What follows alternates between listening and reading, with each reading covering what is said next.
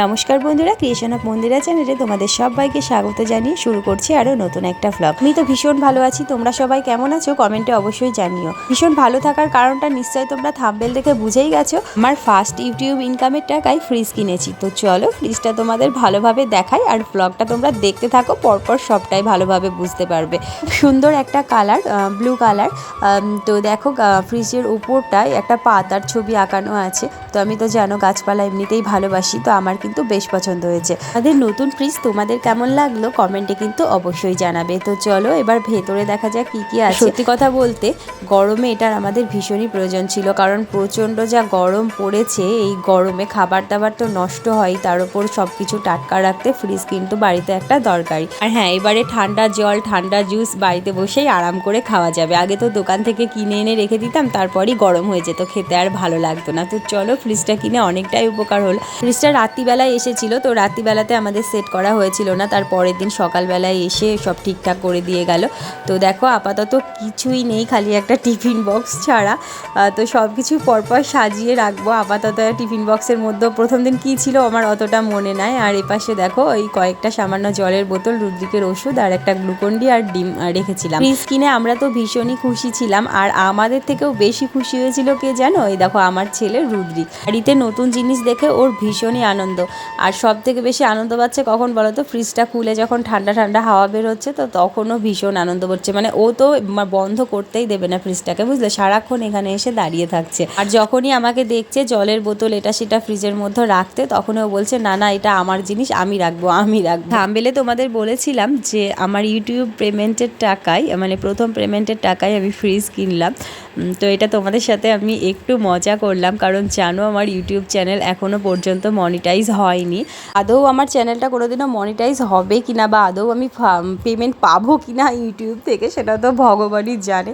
তবে কি বলো তো, আমারও ভীষণ ইচ্ছা হয় জানো তো, যে এরকম পরিশ্রম করে কাজ করে চলেছি, হয়তো একদিন ফল ঠিকই পাবো। কিন্তু ওই যে বলে না, সবার মনের মধ্যে একটা আশা থাকে। তো সব ব্লগারদের দেখে দেখে, মানে যারা ধরো ফার্স্ট পেমেন্ট পায়, তো এরকম কেউ কেউ গিফট কেনে, কেউ কেউ টাকা দেখায়, তো বলে যে এটা আমার হচ্ছে ইউটিউবের ফার্স্ট পেমেন্ট। তো আমারও সেরকম ইচ্ছা হলো, তো ভাবলাম নতুন একটা জিনিস কিনেছি যখন, তখন তোমাদের সাথে একটু মজাই করা যাক। তো যার জন্য আমি থাম্বনেলে দিয়েছিলাম, আর থাম্বনেলে কিন্তু লেখাই আছে দেখো, যে চালাকি করো ভিউ বাড়বে। আর এখন তো ছোট বড় সমস্ত ব্লগারদের এই একটাই টেকনিক, তাই না? যে একটুখানি মিথ্যা কথা বলে দিই, তার সাথে ভিডিওর একটা মিল থাকুক, তাহলেই বেশি বেশি করে ভিউ হবে। তো ভিউ কম হচ্ছে বলে সবাই এই টেকনিকটাই খাটাচ্ছে। তো আমি ভাবলাম আমার চ্যানেলে তো ভিউ হয়ই না, তো আমিও একটু এরকম মজাক করে দেখি তোমাদের সাথে। তো চলো ফ্রেন্ডস, কিছু মনে করো না। কারো দেখা যাচ্ছে কপালটা একটুখানি কেটেছে, মানে সামান্য একটুখানি, সে বলে দিচ্ছে যে আমার মাথা ফিটে এত বড় বিপদ হয়ে গেল। তবে কারোর দেখা যাচ্ছে সামান্য একটু বিপদ হয়েছে, বিপদ বলতে মানে বিপদের আঁচ এসেছে, সে বললো আমার নাকি মহা বিপদ এসে গেল। তো এইরকম ধরনের টাইটেল থাম্বনেল আজকাল চলছে। আর আমার মনে হয় এগুলো বলার কোনো মানেই হয় না। ওই একটুখানি চালাকি করলাম, বেশি ভিউ হলো, তারপরে তো ভিউয়ার্সরা বুঝতেই পারে যে সামান্য একটু কিছু হয়েছে, বলে দিলে এত বড় করে হয়েছে। তো চলো এইরকম চালাকি যারা করছে করুক, তবে আমার ভিডিওতে কিন্তু আমি এই প্রথমবার করলাম। আর এতক্ষণ ধরে তোমাদের দেখাচ্ছিলাম ফ্রিজের ভেতরে রাখার জন্য আমার মিটকেসের ভেতর বেশ কিছু কন্টেনার ছিল, কিছু নতুন কিছু পুরনো, তো সব মিলিয়ে আমি ফ্রিজের মাথার উপর রাখলাম, কারণ খাবারের যে জিনিসগুলো হবে সেগুলো সব ফ্রিজের মধ্যে রাখতে সুবিধা হবে ওই জন্য। আর এটা হচ্ছে তার পরের দিন দেখো, এই দেখো জুস রেখেছি, তারপর ডিম আছে, মানে আরও কী কী রেখেছিলাম সেগুলোই তোমাদেরকে দেখাচ্ছিলাম। অনেক দিন আগে আমি নতুন দুটো কন্টেনার একটা জিনিসের সাথে ফ্রি পেয়েছিলাম, তো তখন থেকে ভাবতাম মানে ওই কন্টেনার দুটো ফ্রিজের মধ্যে ব্যবহার করার জন্যই। হ্যাঁ, তো ওটা আমি মিটকেসের ভেতরেই তুলে রেখেছিলাম, তো ভাবতাম যেদিন আমার ফ্রিজ হবে এই কন্টেনার দুটো আমি ব্যবহার করব। তো চলো সেই দিন চলেই এলো, আর একে একে এরকমভাবেই সমস্ত আশাগুলো পূরণ করব। তবে কি বলো তো বন্ধুরা, নিজে ইনকাম করে কিছু কেনা বা কিছু করার আনন্দটা কিন্তু অনেকটাই আলাদা হয়, তাই না? তো এখানে দেখো ডিপ ফ্রিজের মধ্যে এই দেখো বরফ জমাতে দিয়েছিলাম, তো কি সুন্দর বরফের কিউবগুলো হয়, দেখতেই মজা লাগে, আর মুখেও দিই অনেক সময়, তাছাড়া শরবত টরবত তৈরি করতেও লাগে। তবে এটাও ঠিক, মানে নতুন নতুন জিনিসের কদরটা কিন্তু একটু আলাদা রকমই থাকে, বলো, যখন পুরনো হয়ে যায় জিনিসটা তখন কিন্তু এতটা কদর থাকে না।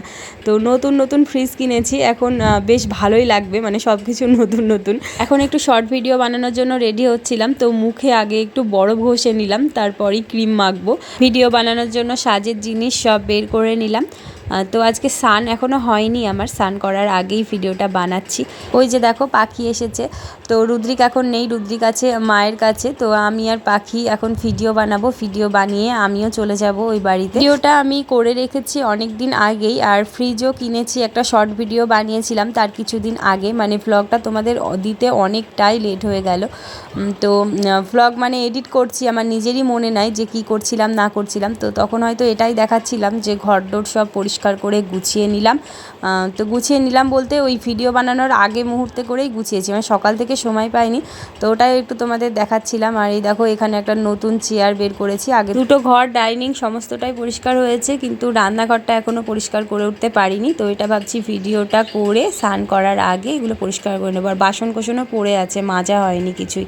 তো তারপর স্নান করে পুজোটা দেবো, দিয়ে চলে যাব ও বাড়িতে। আর এই ঘরটা দেখো, এই ঘরটা আপাতত গোছালাম, মানে একদম স্টোর রুম হয়ে গেছে এই ঘরটা।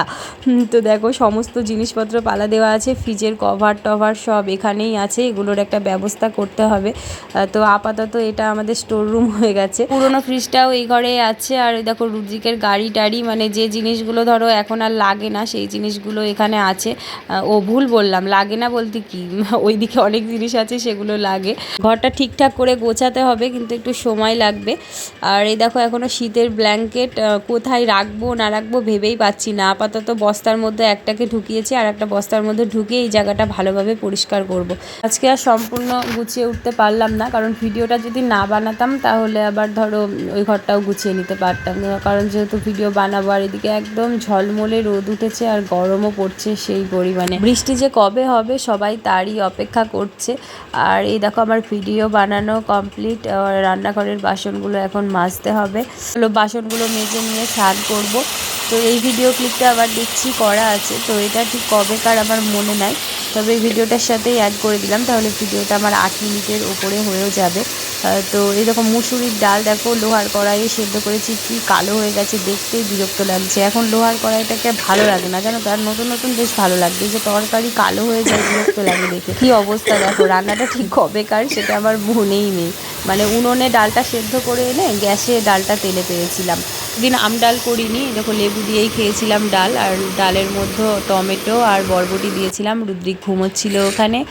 আর এই ভিডিও ক্লিপটা মনে আছে, ওই ভিডিওটা যেদিন করেছিলাম তার পরের দিন সকালবেলায় দেখো ফ্রিজ থেকে বের করে নিয়েছিলাম ঠান্ডা ঠান্ডা মিষ্টি আর মিষ্টির রস, তার সাথে ছিল মুড়ি, মানে ঠান্ডা ঠান্ডা মিষ্টি আর মিষ্টির রস দিয়ে মুড়ি খেয়েছিলাম।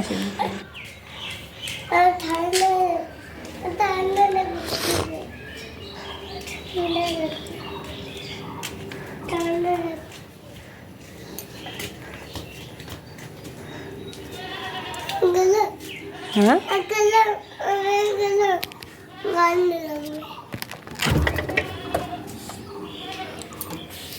আস্তে আস্তে আস্তে।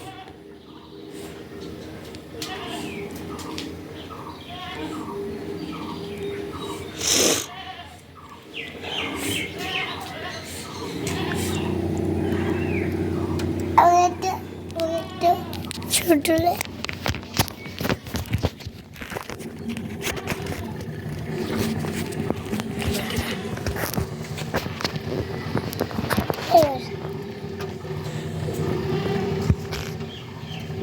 চালু করে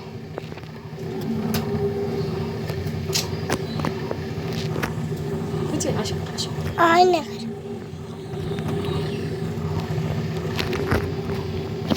দিদি, বিটা কেমন ঠান্ডা লাগছে? ঠান্ডা লাগছে? ঠান্ডা লাগছে? হ্যাঁ, দেখি